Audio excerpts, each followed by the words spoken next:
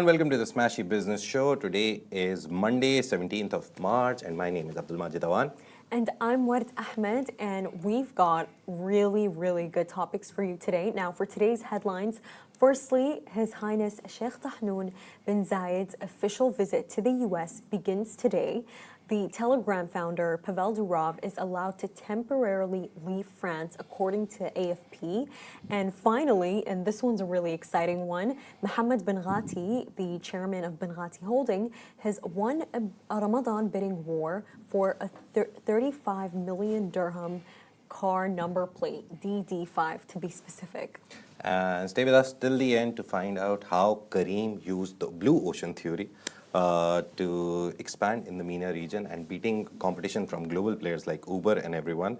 So yeah, let's kick off with the first story. Deputy ruler of Abu Dhabi and National Security Advisor, His Highness Sheikh Tahnoon bin Zayed Al Nahyan has begun, to be honest, most probably right now, his official US visit. And he will meet senior officials at the White House to strengthen economic and technology ties, discussing regional challenges and reinforce long-standing US-UAE strategic partnership.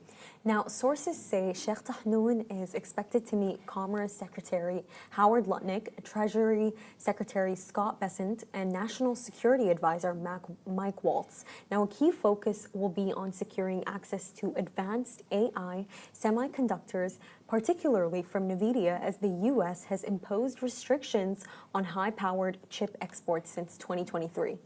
And the UAE is investing heavily in AI infrastructure and data. Everyone knows that. Neighbors Saudi Arabia are also doing that. They're aiming to become a global leader in the sector, which is AI. However, upcoming US regulations could further limit access to cutting-edge semiconductors, and His Highness Sheikh Tahnoon will push for policy adjustment, arguing that these chips are essential for UAE's AI ambitions. And they definitely are essential. Yeah. I mean, we've seen DeepSeek. Now, he will also highlight major UAE investments in the U.S., including Bilabis-based MGX's $100 billion AI infrastructure project. Now, despite efforts to distance from Chinese tech firms like Hawaii, the UAE remains in the second-tier category for AI chip access under current U.S. export controls. And yes, the US export controls were put in by Biden, the outgoing president, and now we have Mr. Trump, Mr. Donald Trump as the president, and they're rethinking all the things that Mr. Biden have done. And Trump officials are also reviewing these policies, and Sheikh Tahnoon's visit may influence future decisions. We did a story on Saturday, and the idea is that it's 50,000 units of power that you can just buy, but there is a clause in that law that 100,000 can be done, but it should be government-to-government contact. So let's see, Mr. Yeah. Majid, there is also something we didn't give them context on. So, you know, the U.S. has basically imposed restrictions on the amount of NVIDIA chips that other countries can receive, and the UAE landed in Category 2. Now, there's also actually Category 1.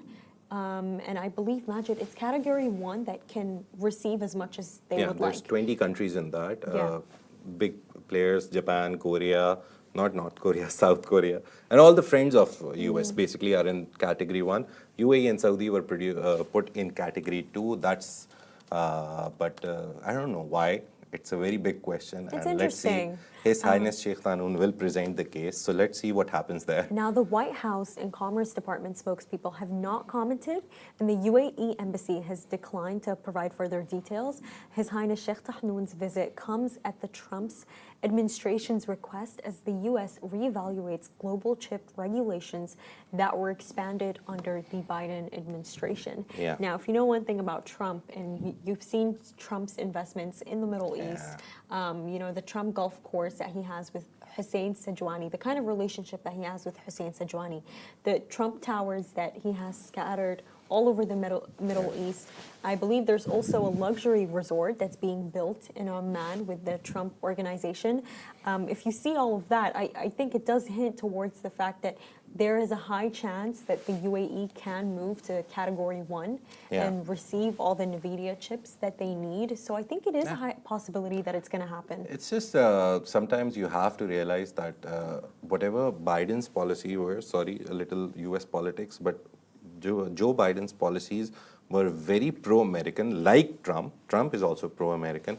But I think Mr. Joe Biden didn't understand the importance of Middle East, which everyone right now knows that Middle East is the powerhouse, has the money, has everything that you need, and you need to keep continuing doing trade with them, be it AI chips or any other thing.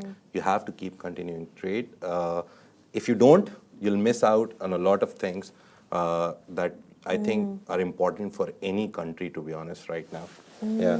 So yeah, that's it. As more things come out, more news come out, more MOUs, contracts, something comes out, we'll tell you. But let's move on to one of a very important person who was very important last year when he was arrested. So Mr. Pavel Durov, he's the founder of Telegram. He has been allowed to temporarily leave France, and this was an exclusive report from AFP. I was telling Vard in the morning, it's really interesting that everyone quoted AFP because it's such a sensitive matter. Including Reuters. Yeah, it's very rare that one big wire agency like Reuters quotes AFP in their headline, and they did. But the details are that Pavel Durov, he's a Russian-born founder and CEO of Telegram. He moved Telegram to Dubai, and he has been permitted by French authorities to leave France temporarily because he's on country arrest right now. And amid an ongoing investigation into criminal activities on the messaging app, and Durov was arrested at Le Bourget airport near Paris. I hope I pronounced it right. And he was arrested in August 2024 and subsequently placed under formal investigation, and he had a ban on leaving France. Now, an investigation judge granted Durov permission to leave France for several weeks, and he reportedly departed for Dubai on Saturday morning. Now, French prosecutors allege that Durov's involvement in facilitating illegal activities through Telegram, such as drug trafficking and money laundering, while under investigation, Durov was required to post bail of 5 million euros. That's big. I don't even have €5, but yeah. Durov co-founded Telegram with his brother Nikolai in 2013, aiming to provide a secure messaging platform. And the app has since grown to approximately 950 million active users. According to him, on his Telegram post, he said they've crossed the 1 billion mark. But the official numbers, the last numbers were 950 million. In 2014, Durov left Russia after refusing to comply with government demand for user data, leading to his departure from his previous platform, which was VKontakte. So yeah, that's what happened before. Now, after leaving Russia, Durov obtained citizenship in St. Kitts and Nevis and later in France. He then relocated to Dubai in 2017, and he became a citizen of the United Arab Emirates in February 2021. Now, Durov's move to Dubai was influenced by favorable tax policies and a supportive environment for tech entrepreneurs, but I would also say a supportive environment for privacy. Yeah, that's one of the main things that he promoted, that if you're on Telegram, your data will never be shared with the authorities. It's going to be private. But despite the ongoing investigation in France, Durov continues to advocate for user privacy and freedom of expression on digital platform. Telegram has faced scrutiny in various countries for its encryption policies and the potential misuse of the platform for illicit activities. Now, the outcome of the French investigation remains uncertain, and it is unclear how long Durov will stay in Dubai during this period. Now, being placed under formal investigation in France does not imply guilt, but it indicates that authorities believe there is sufficient evidence to continue the probe. Yeah, I remember I was telling Vard that in August we did the whole story, and the whole idea is that if somehow Pavel Durov gets a guilty verdict in this case, it's going to be very difficult for other founders of big platform, Mark Zuckerberg, Elon Musk, anyone who has a platform, and if there is any illegal activity on it, they can be found complicit or helping or assisting in the crime itself. So it will set a big precedent, and that is why a lot of experts, the law experts, the French law experts, when the story came out, everyone was of the opinion that nothing will happen. He'll just get a slap on the wrist, and then he'll be let go. But what do you think? It's like if you build a platform and someone comes and uses that platform for illegal activity, should there be case on you? Or it should be the case on that person who is who's using your platform. I completely see what you mean. I think what Pavel Durov in itself, him as a character, he's really commendable because of the fact that I remember there was the case of him trying to move Telegram to the U.S. And then actually finding out that I believe it was the FBI or is it the CIA? One of them was basically trying to hire, was basically trying to insert employees that were a part of the FBI and the CIA. And for Pavel Durov, that was a big no.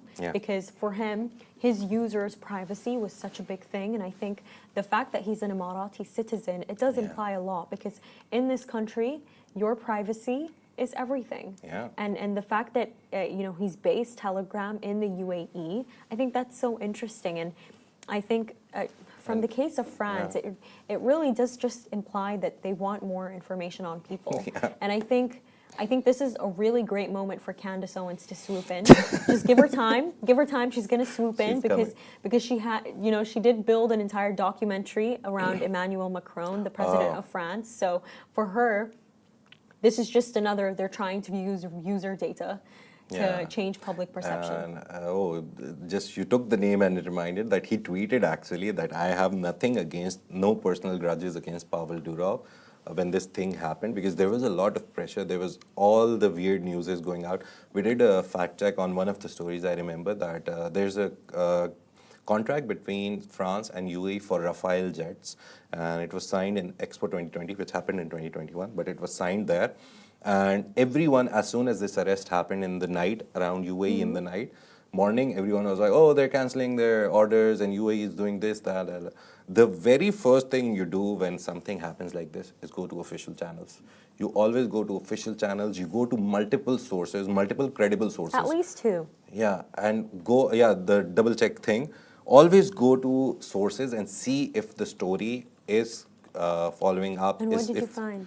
There was nothing. It was nothing. And then I remember one of the Khalij Times journalists, he tweeted that all this is, whatever is being said, is just from a weird website, very weird name, in some other language. People are translating it and using it to report. But obviously, if UAE cancels a contract with France, they'll put it on their social media platforms. They were not going to do it secretly. I don't see the possibility of that happening, Majid, but I do see the possibility of the UAE protecting Pavel Durov. Yeah, and they did. I remember the UAE foreign...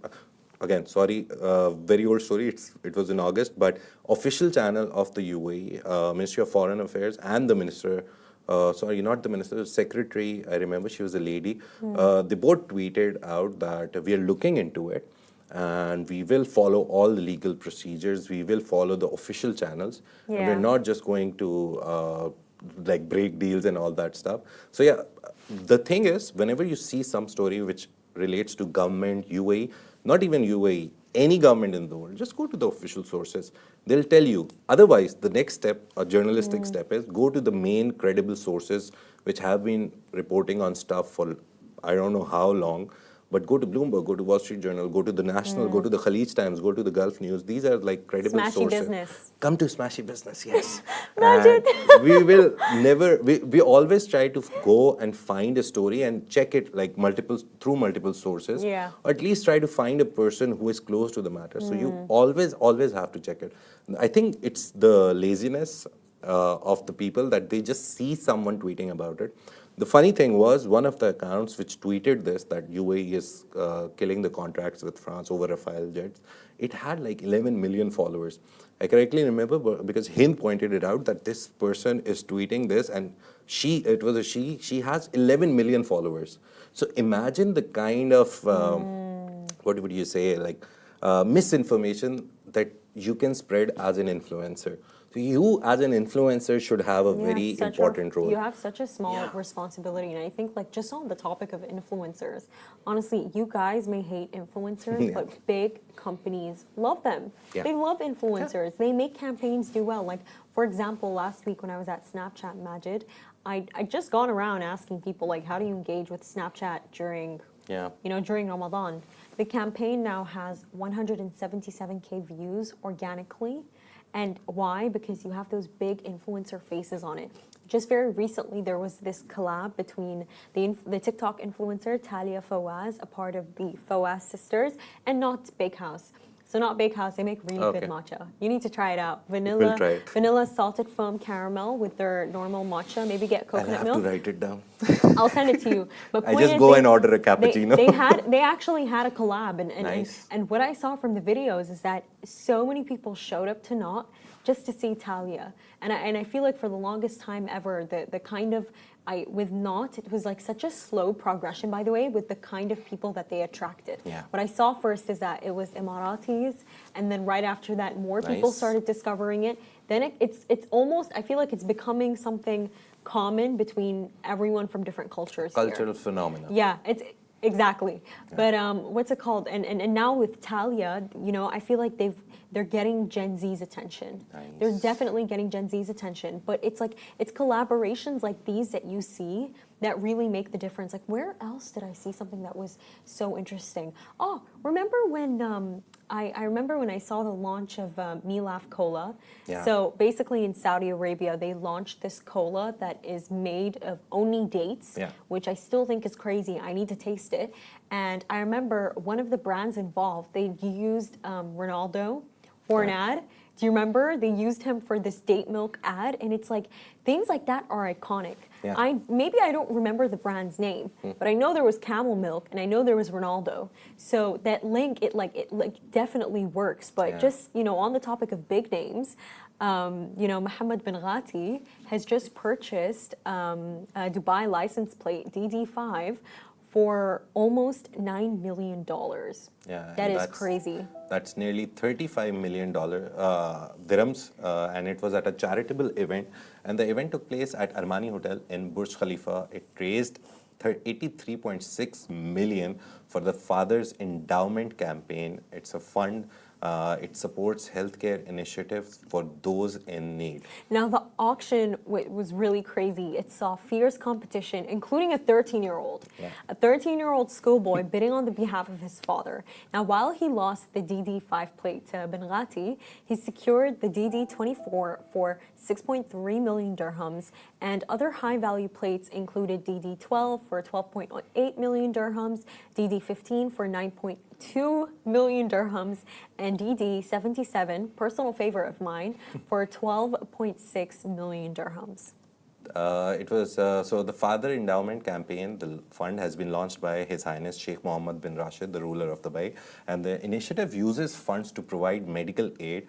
The Roads and Transport Authority supplied 5 unique number plates, while Etisalat and Du offered 20 rare mobile numbers. Now as I want to well. be a part of that. I need to be a part of that. So the auction highlighted Dubai's strong philanthropic culture and passion for exclusive number plates. And you must have, if you've been to Dubai, you must have seen exclusive cars, exclusive colors on cars, and sometimes very exclusive number plates as well. Now, a similar auction is being held in Abu Dhabi on Sunday and Monday, featuring 444 special plates, including numbers 22 and motorcycle plate 1. Now, in 2023, a Dubai auction set a Guinness World Record when plate P7 sold for 55 million dirhams, supporting the 1 Billion Meals Endowment Initiative. Now, while this is a lot of money, and while in my personal belief, don't attack me, it's a waste of it's a waste of money for a car plate. They are supporting great causes, and in this case, it was a Ramadan charity auction, and I think that's what. But for me, it was a 13-year-old. I mean, come on. I mean, this Imagine generation. the confidence the father had in the 13-year-old that he's just sent him to the auction and was I didn't like, think about that. "Yeah, spend the money. That is Just get me those number plates, that right?" is so crazy. Yeah. 13-year-old, and he was able to get a plate for 6 million dirhams. Nice.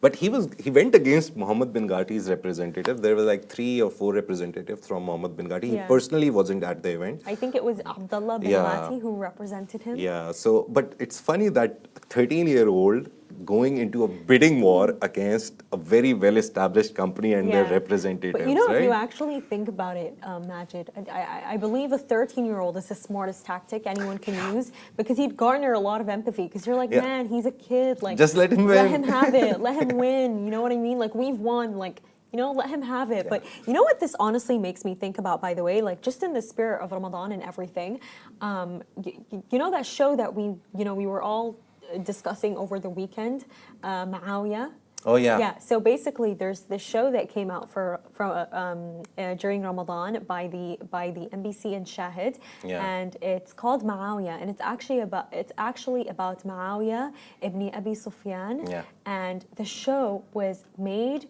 using $100 million. What Big budget. the number really sounds weird out of Yeah. my mouth, but it was made using $100 million in Tunisia, and then it was banned in Iran and Iraq. Iraq, yeah. And by the way, the show is really good. Nice. It's really good. Do you think it's good? Yeah, I think it's good. Because From there what? was a lot of debate on because there is a sect problem. There's a sect thing in Islam that Sunnis and Shias, they treat a lot of people in history differently. I think Iran and Iraq, they follow Shiaism.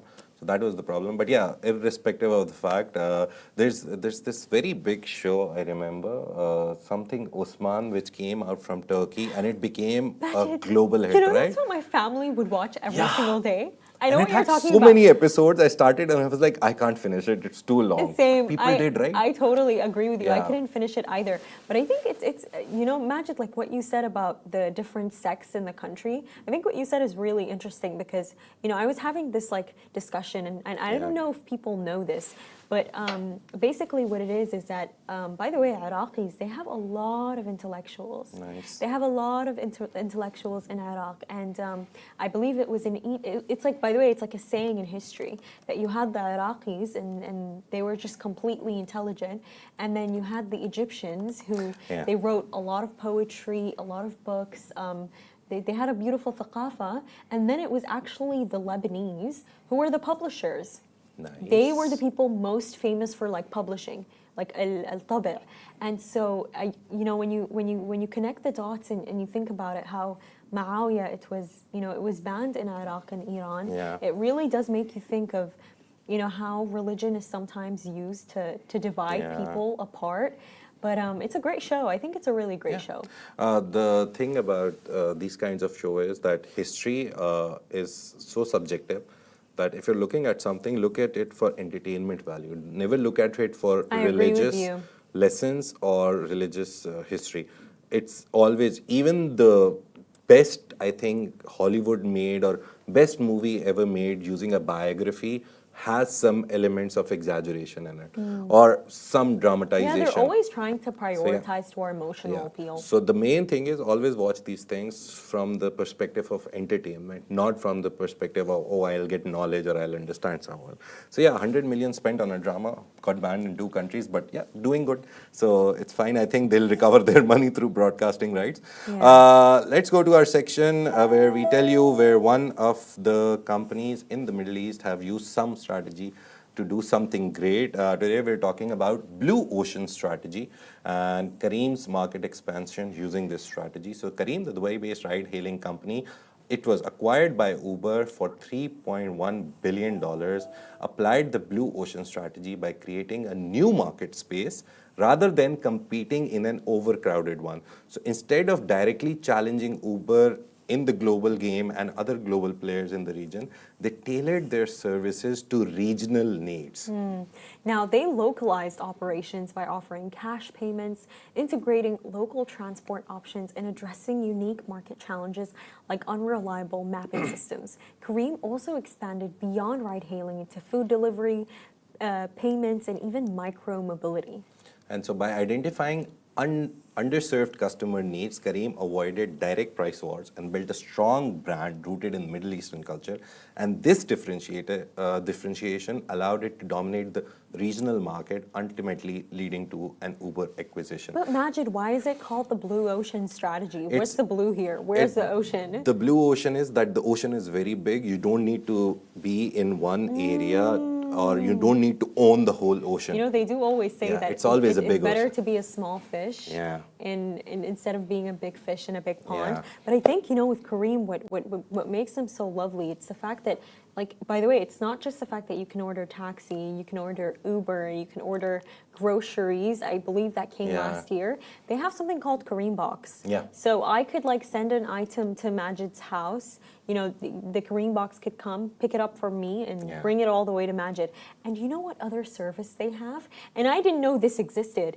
It's so cool. I can get Careem to go all the way to Dubai Mall and purchase an item from a clothing store And bring it? and bring it to me. Nice. While that one's a bit more or like a store that has no delivery, I could make them go to that store, pick up that item, order it for Nice. me, pay for it, and And come deliver in. it.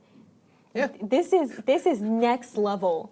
Yeah, it's This is convenience. truly next level. To be honest, this is Dubai and this is UAE and this is, to be honest, now the Middle East for you, where convenience, I guess, we'll talk about this. I have this crazy idea now, just now. We'll talk about how consumer-centric approach works. We'll find a brand and we'll talk about that. So yeah, that's it for today's Smashy Business Show. If you enjoyed the show, make sure to follow us on all social media platforms. You'll find us as Smashy Business everywhere. And don't forget, we also have a daily business newsletter that's literally packed with the latest news and trends and deep dives. You can subscribe to it using the link in the description. This is the Smashy Business Show. It's a Smashy Business production, part of the Augustus Media Podcast Network. We're proud to have 1.5 million monthly listeners across all platforms. A huge thank you for being part of our journey if you're listening. Take care. Bye-bye. See you tomorrow.